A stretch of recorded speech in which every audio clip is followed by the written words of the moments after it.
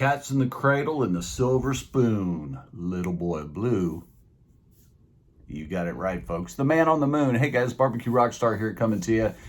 Folks, if you saw one of my last videos, I don't know, 2 or 3 videos back, you saw me reverse sear on the Lone Star Grill's pit outside a USDA prime tri-tip roast and a choice Angus flat iron steak. Well, folks, we still have a little left over. We're not gonna let that meat go to waste. Oh, no, sir. But what we did do is we went and got us some nice fresh produce, and we're gonna purpose this thing into another meal. And we're gonna finish it off in a fashion I think you'll like. Stick around.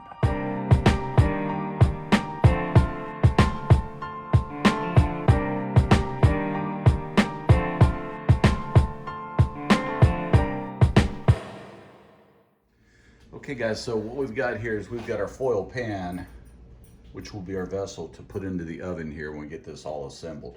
But guys, like I said, I've got some leftover prime tri-tip roast and flat iron steak here inside of our Calphalon 12-inch chef's pan here, okay? We've got our black beans with a little bit of green bell pepper. And we're gonna be adding some SPG to that, guys. This pan here, we've got some beautiful green enchilada sauce, tomatillo sauce that is. We're gonna be warming that up. And if you can tell kind of where we're going here, we're gonna make nachos. Nachos de la Casa de Barbecue Rockstar. That's right, guys, featuring our leftover prime meat. So guys, get yourself a cold one because we'll take you on a ride in my kitchen. Stick around. Okay guys, we're gonna get our pan here warmed up, as well as our beans and our salsa verde, our green salsa here, okay? Tomatillo sauce. This dish will actually come together pretty quickly, guys. This is a dish I love to make whenever I have good leftovers that I just don't have a lot of leftovers and I don't want to waste them. So this is what I do typically. So into the meat here, into the pan rather, we're going to add our meat, but first we're going to get a little extra virgin olive oil down, and a little bit of butter. Butter makes it better, right? Whenever you rehydrate meat, guys, or reconstitute meat, I always say put a little fat in there. Olive oil is fat and butter is fat, guys. It's always good to keep your meat more moist. Now to this dish, guys, we're also going to add, a friend of mine canned me some beautiful olives, peppers, and carrots, and serrano chilies and jalapenos in there as well. So we're gonna take, when the meat is ready, we're gonna add a little bit of this spicy vinegar into that, stir that into the meat, because guys, that meat will take on a little bit of flavor of that vinegar. It's gonna give it a nice pungent bite. Back in a minute. Okay guys, so into our meat, we're also going to, into our beans, we're gonna offer the same thing that we're gonna put in our meat, which is Bollner's Extra Fancy Fiesta Southwest Fajita seasoning. We're going to add a little bit of fresh cumin and a little bit of fresh adobo. We're gonna put that both in our meat and our beans, and we'll be right back.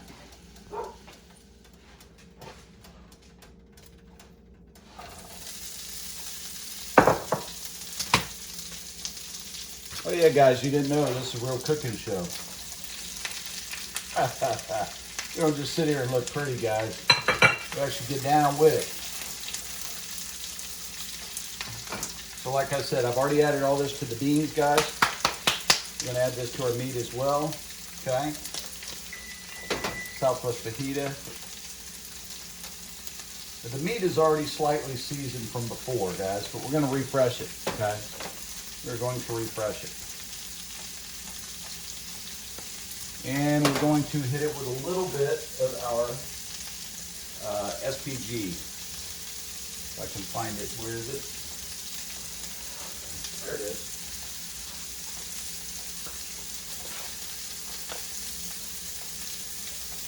Okay. All we're trying to do here, guys, is get us some really nice flavors in here, okay? Like I said, we're gonna add a little bit of that vinegar just for yum yums. It will reduce and cook off, and that's what we want.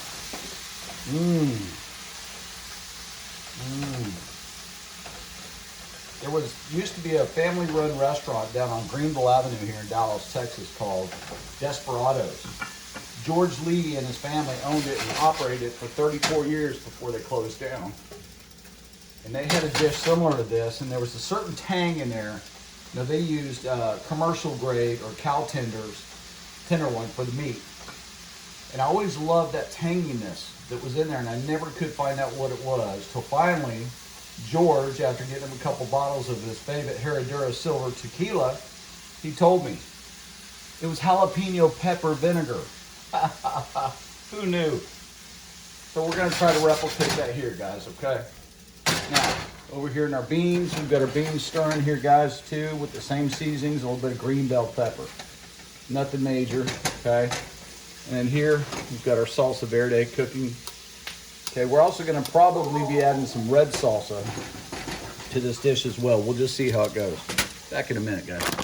Okay, guys, today we're using Calidad flavored yellow corn tortilla chips. And I chose these because they're a restaurant style chip, but they're a little bit thicker. Sorry, my dog is barking in the background. We're just going to spread these out on our sheet pan, guys, okay? Let me get my dog under control. Sorry, guys. Something really got her dander up. She came in here with that ridge on her back, sticking straight up in the air, boy. She means business. Okay, so we've got our chips down, right? Okay. Secondary to that, guys, we're going to add our beans. And all we did, guys, was just heat these up a little bit. These are going to go in the oven, okay, just like we said. So we don't need to kill the pirate, right? So we're just gonna lightly go in here with, hell, let's just use a whole can of beans, why don't we? I mean, you know, if it's worth doing, it's worth overdoing, right? Now this, guys, you could do for your entire family, okay? For me here, it's just myself, but I am going to see a friend tomorrow, so I will be taking some of this to both her and my mother tomorrow, we'll be fine. Now, into that, guys, we've got our beautiful meat. We're gonna go ahead and do just a little bit of the meat. We're not gonna do all of it, and I'll show you why here in just a minute. Okay, so that was about half the meat. And we're gonna come in here with our salsa. Hey, sir, you got the salsa? And we're gonna gently, and I do mean gently, pour this over the top. Now this sauce, you can see it's heated up too. It's smoking as well, or steaming as well, so it's hot as well. We're gonna add that as a liquid base because number one, we want that green tomatillo flavor, yes. We wanna keep our meat somewhat hydrated during its time in the oven. But guys,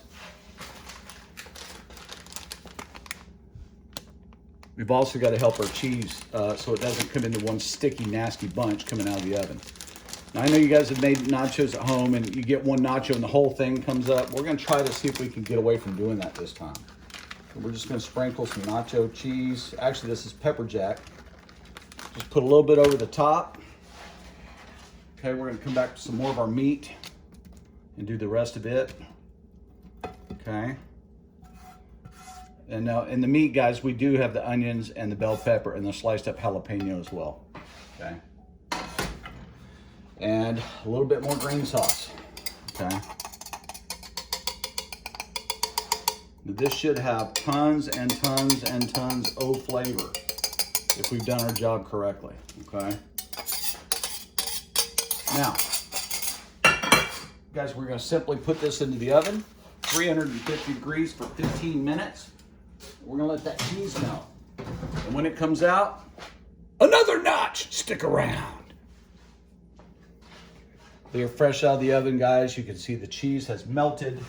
Oh yeah, babe. Oh, guys, you know, Emerald Lagasse on this cooking show used to say, you know, if you guys don't have smell-o-vision, you need to call your cable provider and tell them what's up, you know. Guys, this is just absolutely freaking amazing. I'm gonna get some of these little tiny Serrano chilies. Okay, I love to throw those in here and there and everywhere. And again, these were actually Dawn, my ex-girlfriend. These were actually given to me by her from a friend of ours who does this.